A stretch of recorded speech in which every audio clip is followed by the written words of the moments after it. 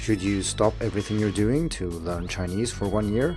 How should you approach reading at an intermediate level? And how do you choose the best resources for learning?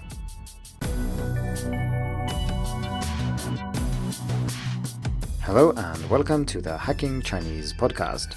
This episode marks the 3rd anniversary of the podcast, which means we've had one episode every week for 156 weeks. I'm happy that the podcast has come this far, and I started it mostly as an experiment to see if it would be worthwhile to try to present Hacking Chinese content in a new format.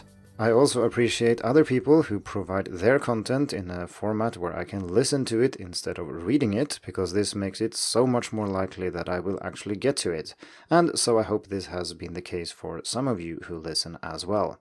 Naturally, some things are also much easier to talk about. For example, when I talk about pronunciation here on the podcast, I can just say a word or I can mispronounce a word deliberately to show the difference between A and B, and this kind of thing is difficult to do on the blog.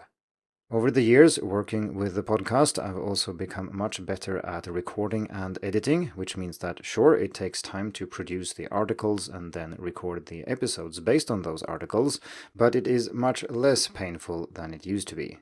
In this anniversary episode, I will do what I did in the previous 2 as well, which is to answer reader and listener questions. This time I have selected 3 questions. One is about dropping everything you're doing to learn Chinese. The second is about intermediate reading, so what should you read and how should you approach reading at this level? And the third question is about how to choose resources when there are many available, and also how to get out of the situation where you spend most of your time trying to find the best methods and the best resources instead of actually learning Chinese. There were, of course, more questions than these, but I want to take my time and discuss each in detail, so I will save the other questions for upcoming episodes. Now that I have finished the story of how I learned Chinese, and for that I published 1 episode every time there was a new challenge on Hacking Chinese, I need something else to do with those episodes, and they aren't then tied to specific articles on Hacking Chinese because the challenges always have the same articles. So what I thought I'd do when there is a challenge, beyond announcing the challenge itself of course, is to answer reader and listener questions. So if you have any questions, do send them in to me. You can send them to editor@hackingchinese.com. You can just respond to any of the newsletters. You can leave a comment on Hacking Chinese or ping me on social media. It doesn't really matter. In next week's episode, in which I will announce the August Translation Challenge, I will then also answer some more questions, such as those I didn't get to today. Before we get to today's questions, though, I would kindly ask you to recommend the Hacking Chinese podcast to your friends and to review and rate it on your favorite podcast platform. This helps the podcast to grow, and it also makes it feel more worthwhile for me to produce these episodes. If you have any feedback regarding the podcast or any suggestions for topics to cover, you can also reach out to me, and I'd be happy to hear from listeners. If you want to support Hacking Chinese and my effort to make learning Mandarin easier for all, the best thing you can do is to spread the word, as I just said. But if you want to support me more directly, you can check out my courses at hackingchinese.com/courses, and you can also support me directly on Patreon if you would like.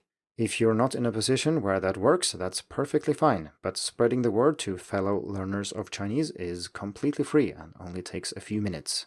Okay, so let's get started with the first question, which comes from Chris. His email is rather long and contains a lot of information, which is generally good when you ask the type of question that he asks, which is basically if he should drop everything he's doing to learn Chinese for 1 year.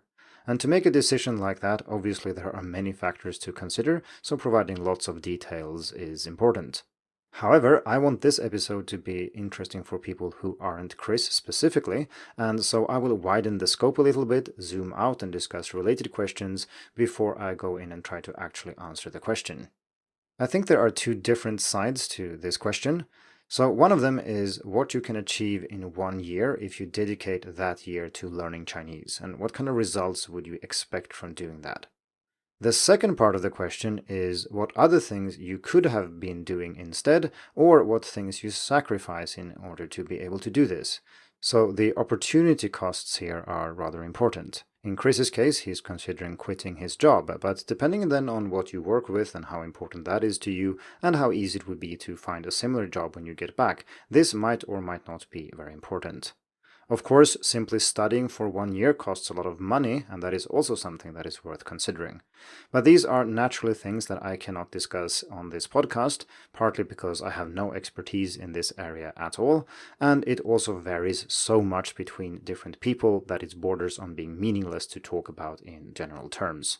I can say a few things, though, that I think are generally true, not for everybody everywhere, but in most cases. So I will start with those, and then we will move on to the question I actually can answer, or at least talk about in more detail, which is what you can expect from 1 year abroad learning Chinese.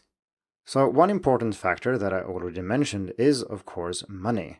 And I think it's rather well known that people who work mostly or only with languages tend to not be very well paid. So if your goal is to earn a lot of money, quitting your job or even investing a long period of time into Chinese for that very reason is probably not very smart. For this to make sense, you need a very specific path where learning Chinese or speaking Chinese is integral to some other very good opportunity you have, which is very likely to be tied to something else that you know. Maybe it's a company you run, maybe it's a career in some other profession, or something else that you know that matches very well with the ability to speak and communicate in Chinese. All the people I know, inside and outside of academia, who work with languages do so because they enjoy it and because they find it interesting, not because they want to make a fortune. So if that is your goal, you probably shouldn't quit your job. You are much better off simply earning money where you are right now.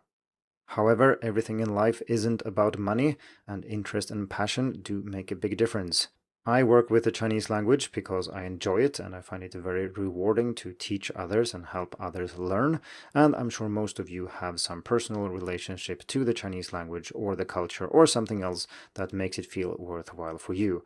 But the problem is, of course, that weighing this against some monetary cost or risk is incredibly difficult to do on a podcast like this, and so for this part of the question, you simply need to weigh the pros and cons and see what you want to do. So let's turn to the other part of this question, which is what you can actually achieve in 1 year if you dedicate all your time to learning Chinese.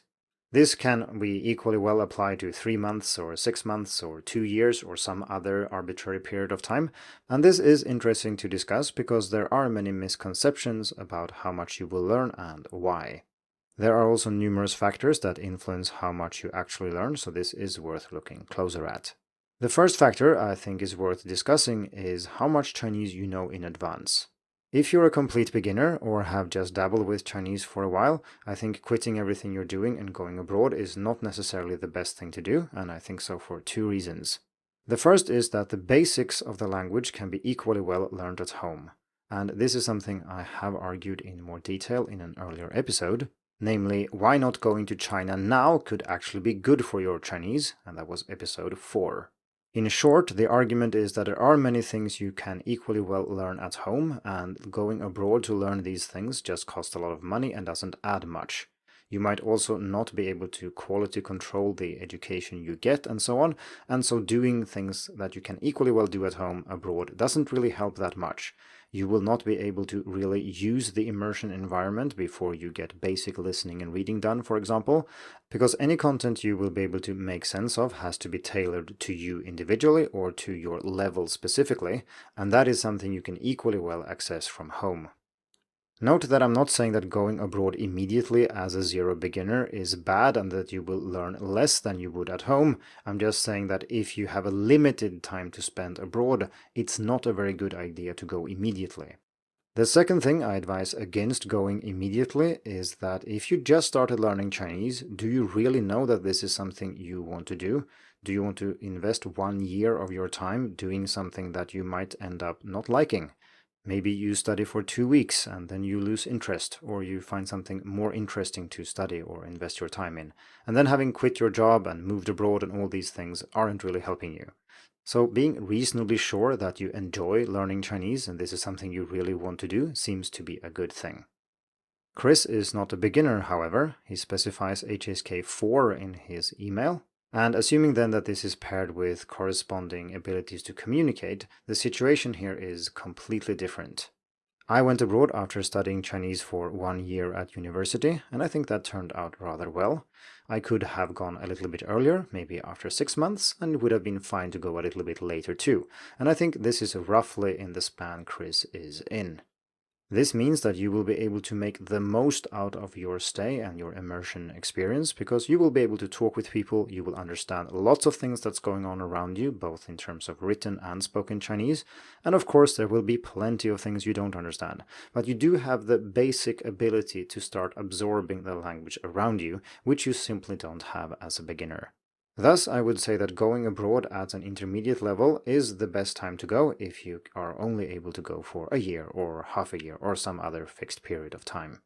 Now, as I'm fond of pointing out on this podcast and on Hacking Chinese in general, your geographical location does not determine how much Chinese you learn. And this is very important to understand before you go abroad. This has two consequences, and they can be put very briefly. So first, going abroad will not teach you Chinese automatically. And second, you don't have to go abroad to learn Chinese. The biggest difference between learning Chinese in your home country and learning it in an immersion environment is the effort required to learn the language. So some things will be very easy if everybody around you speaks Chinese. You simply need to open your ears and pay attention, and you have listening practice wherever you go. You just need to open your eyes and look and try to read things, and you will have plenty of opportunities to see characters all around you. However, there are many expats who have lived in Chinese-speaking environments for a long time and still don't speak the language. And this is, of course, because you don't have to speak Chinese or read or listen to Chinese even if you are in a country where most people do so. You can just have your earphones on and listen to your English podcasts, or you can listen to French music and hang out with your Spanish friends. That's perfectly possible, and if you work there, maybe all your coworkers speak English anyway. And then you will not learn much Chinese, it goes without saying. You learn by engaging with the language, and if you don't do so, you will not learn anything. That being said, if you leave the expat bubble and really make sure to immerse yourself for 1 year at an intermediate level, you will learn a lot, and maybe you will not be able to put full working proficiency on your CV, but you should be able to deal with most everyday situations and talk about most topics that interest you in Chinese without too much trouble. The important thing is also that when you get back, you will know enough Chinese to be able to learn on your own without too much difficulty. We all know that as beginners and intermediate learners, it can be rather hard to learn Chinese independently because you're limited to learning resources created specifically for learners and so on. Whereas if you've reached an upper intermediate level or maybe a lower advanced level, then you will be able to use native materials and you will never run out of things to study. So let's return to the question of whether or not you should drop everything you're doing and go abroad to learn Chinese. Questions like this rarely have one correct answer. Maybe both options are good, maybe none is. But one way to figure out where you stand after having weighed the pros and cons, and this is something I think works pretty well for lots of different situations when you have difficult decisions to make, is to simply flip a coin or roll a die if you prefer and have more than two options. The idea is not that you should choose randomly what to do with your life, but instead to pay attention to how you react to the outcome. So if you're flipping a coin and getting heads means that you're going abroad, and getting tails means that you're staying at home, and the coin toss comes up heads, what is your immediate reaction to that? What do you feel? Do you feel secretly relieved that you don't have to quit your job and go on this adventure, or do you feel disappointed? Well, this is a good indicator of what you actually think about this whole endeavor, and so take that into consideration when you make your decision. Okay, so let's move on to question number 2, which is from Eibar, and this is about learning resources and by extension also learning methods. To summarize, he says that he spends way too much time thinking about what resources to use, and in this particular case, it's about dictionaries in Pleco. And there are lots of dictionaries, and how do you know which one is the best and which one you should use for what purposes? And if you invest all your time in trying to choose the right resource, then you of course take time from actually using that resource. And the same could be said about learning methods or learning resources in general. For some listeners, this might sound like a non-issue, but from personal experience, I can guarantee that it is an issue for a certain type of learner, and I can count myself in this category at least some of the time. If you really care about your learning and you want to make sure you use the best methods and the best resources, you clearly need to do some research because you're not likely to hit on the best method or the best resources randomly by just trying things, and so reading up on it and comparing and so on is an important part of learning Chinese or learning anything for that matter. Perfectionism here is not a good thing for many reasons, and this can be rather difficult to come to terms with, and like I said, I'm talking from personal experience here. First, it might be impossible for you to figure out what the best solution is. And what I mean by that is that finding a method that works for you is a process. It's simply not something that can be done immediately. You need to start learning using some method. You need to realize that, hey, I like this, but I don't like that. This works, but that doesn't. And then you upgrade the method gradually, and over the years, you arrive at something that works for you. But finding that thing that works for you is not necessarily something that can, even in theory, be done immediately. You maybe don't have the knowledge, and relying on people online to figure out for you what you prefer and what works for you might not work either. Second, there might not even be a perfect method. There could be a whole range of them, or there's not an ultimate resource, but rather a whole range that work more or less the same for you. Third, as we all know, it takes time to learn Chinese, so if you spend all your time trying to select which dictionary to use, obviously you will not learn much. And Eibar here knows this. This is why he's asking the question and how to deal with it. My hope is, of course, that through this podcast, I'm able to help more people make better decisions about these things without necessarily spending that much more time. In the specific case of dictionaries in Pleco, for example, I don't think it matters that much which dictionaries you use. I do strongly suggest that you get Outlier's Dictionary of Chinese Characters, and I've reviewed that on Hacking Chinese, and I'll put a link in the description, because that one stands out as providing information that the other dictionaries simply don't provide. Beyond that, you will get pretty far with the basic Pleco dictionary, and of course you can add others, especially if the Pleco dictionary is too small. I mean, you will eventually run into lots of technical words or specific phrases or something else that simply isn't covered in Pleco, and then you might need one of the bigger ones. The problem is, of course, that I can say this with relative confidence after having used Pleco for 10 years and studied and taught Chinese for more than 15. But if you haven't done that, it's not obvious that one dictionary happens to be very, very useful, and that's Outlier here, whereas the other ones can be added on when needed later. If we zoom out a bit, the general problem here is, of course, that we have limited time to do the things we want, and if we choose to do one thing, there will be other things we don't have time for. And, of course, choosing a method takes up time from actually using that method. This reminds me of an XKCD strip called Efficiency, and I'll put a link to it in the description.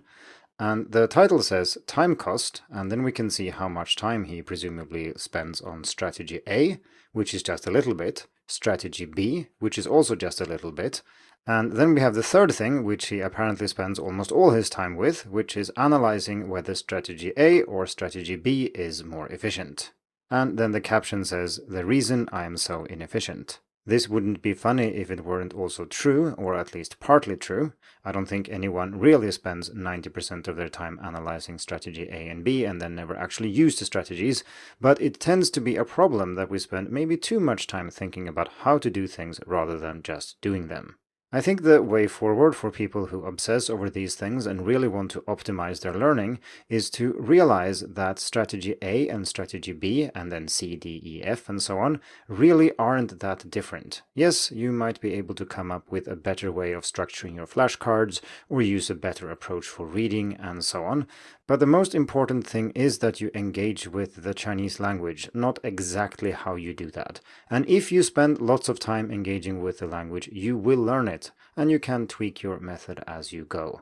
For more about perfectionism when learning Chinese and why it's bad for you, you can check out When Perfectionism Becomes an Obstacle to Progress. And this is an article so far, it hasn't made its way to the podcast yet, but I'll put a link in the description. Let's move on to the third question, which is about intermediate reading, and it comes from Jessica.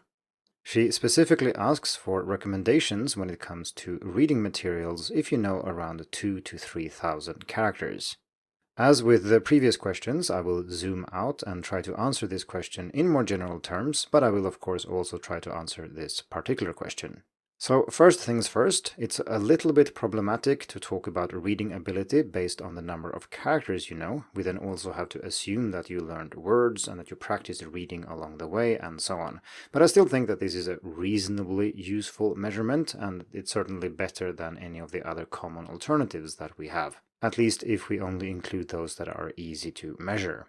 So knowing 2000 to 3000 characters I think puts you somewhere in the intermediate level, but of course this also depends on how well you can use these characters and so on. It's perfectly possible to communicate on a fairly advanced level with this number of characters, but it's not enough to read, say, native novels without having to look up lots of characters. And I should also acknowledge here that there is a big difference between knowing 2000 characters and associated words, and then the language that goes with that, and adding another 50%, getting up to 3000. As I said, this depends on what you know beyond the characters, and I think it's perfectly possible to be a fairly advanced reader with, say, 3000 characters. I do think that this range of character knowledge is enough to read native content, but you still need to choose fairly carefully what you are reading. There are two things to take into consideration here, and the first is difficulty, so the difficulty of the reading material, and the second one is your interest. The problem with difficult texts is that we want to read a lot, and when I say a lot, I don't mean a lot of time. We want to cover a lot of text. We want to see the characters we know many times in different situations to really learn them, and then we also want to encounter new things and see those in new environments so we learn how they are used. But if the texts are very difficult, as they are in many textbooks for example, you will end up spending hours reading just a few hundred characters, and then in total, if you pursue this too much, you will not see that many characters, and therefore you will have a hard time really building a good reading ability, for example. So what we're after here is extensive reading, which we covered in episode 16. And extensive reading is only possible if the text is at or lower than your current level. So if you need to look up 1 or 2 characters in every sentence, this certainly does not count as extensive reading. On the other hand, it's also possible to read more difficult texts if you focus on them and if you study a little bit more, you're willing to look things up and learn things in order to make sense of a text. This, I think, is also necessary, and it brings us to the second point, which is your interests, what you really want to read about. If you were to limit your reading to materials where you knew, say, 98 or 99% of the vocabulary before you started, it would take a very long time before you were ready to read a novel in Chinese, because it's likely that if it's written for native speakers, it contains lots of things you don't know, even as an advanced learner. This can be fine, however. You don't have to only read things that are easy. I'm just saying that you should do so most of the time, making sure you cover lots of characters and lots of language.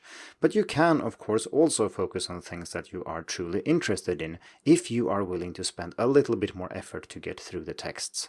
An excellent way to do this is to use narrow reading, which is something we discussed in a recent episode. That was episode 151.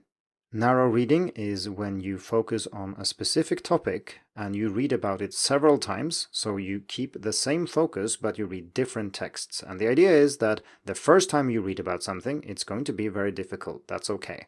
The second time, you will already be familiar with the key vocabulary, so it will be a little bit easier. And when you get to the 5th or 7th or however many texts you want to read, it will be easier and easier, so you can get the extensive reading, even though it is about an area where you maybe wouldn't be able to cover, say, 98% of the vocabulary before you started the narrow reading project. You can then pursue this type of reading for topics you are very interested in. Maybe they are your hobbies, maybe it's just something you're interested in, or it's part of your profession or something else. Having a strong interest or motivation to understand a certain text or text about a certain topic is also very useful, because it's going to, like I said, require more effort, and then being motivated certainly helps. If we return to the matter of difficulty for a while, and the goal here then is to pick something which isn't too hard, that's generally what we mean when we say we want to find something of suitable difficulty, then I think there are certain misconceptions about what is difficult to read in a foreign language. The clearest example of this is probably that between fiction and non-fiction, where many people seem to believe that reading fiction is easier than reading non-fiction, because this matches our experience in our native language, but it's not true in Chinese, and I don't think it's true in any of the other foreign languages I've learned either. This assumes that you are somewhat familiar with the topic, of course, but this is usually the case when you read non-fiction in Chinese. You are not going as an intermediate student to try to read up on, say, quantum mechanics in Chinese if you don't already know about that. You're going to choose a topic you're interested in and presumably already know a lot about in your native language. This means that you already have an understanding of what's being said, you know what this is in your native language, and also the author is there to try to explain something to you and make it clear. An example of this is that authors of non-fiction try to stick to the same vocabulary. If you call something A in a textbook, you tend to call it A throughout the textbook. You don't want to change the terms just to make it more fun or more nuanced or varied or something, because this is just bad pedagogy. When writing fiction, though, the goal is not to be clear. You can even argue that sometimes in fiction the goal is to not be clear and pedagogical. For example, if we use the same words to describe things over and over in a novel, people would find our language to be repetitive and monotonous and they wouldn't like it, and so authors of fiction tend to vary their language, and this is of course much harder to read, especially for a second language learner. What I'm trying to say here is that if you're an intermediate level learner and you want to dip your toes into real Chinese, as it were, read native level content, picking a novel meant for adult native speakers is probably not the best thing you can do. Instead, try to find something to read about which isn't fiction and where the author's goal is not to impress you with their wide-ranging vocabulary. Another area where I think most people intuitively draw the wrong conclusion about difficulty is length. So people tend to think that reading something long is harder than reading something short, but this is not true, at least not from a learner perspective. Much of the problem reading in a foreign language is that we can't use much top-down processing, that means using the knowledge we already have to interpret what we read, before we actually understand what the text is about, what's going on, and so on. And as soon as we get into the text, we can use our prior knowledge to make sense of what happens after that. So, kind of by definition, reading something gets easier the further you get into it, provided of course that it's relatively coherent. The first chapter in a book is going to be much harder than the subsequent chapters, generally speaking, because you also have all the necessary words, you have the names of the main characters, and things like that that you have to deal with in the first chapter, but then when you encounter them again in chapters 2 and so on, you will already know them, and so you can focus on the other things. This is actually a problem that is hard to get around when writing graded content in Chinese, and I've done that a fair amount over at WordSwing for our text games, where the problem is that the first bit of each game, and you can think of this as a graded reader if you want, because it's the same problem there, the first part is going to be much harder than the rest of the game or the rest of the book, because we have to introduce the setting, the characters, and things like that, and that will necessarily include some words that the reader or player doesn't know. And then we will use these for the rest of the game, and then of course that bit will be easier, but you still have to get through the beginning. And so the upshot of all this is that if you want to lower the difficulty, you should actually read longer things. It is significantly easier to read one text with 10,000 characters in it compared to reading, say, 20 texts with 500 characters in them each. If you read the 20 small texts, you have to get over that initial hump of understanding the setting or the situation or the premise of the text 20 times instead of just once.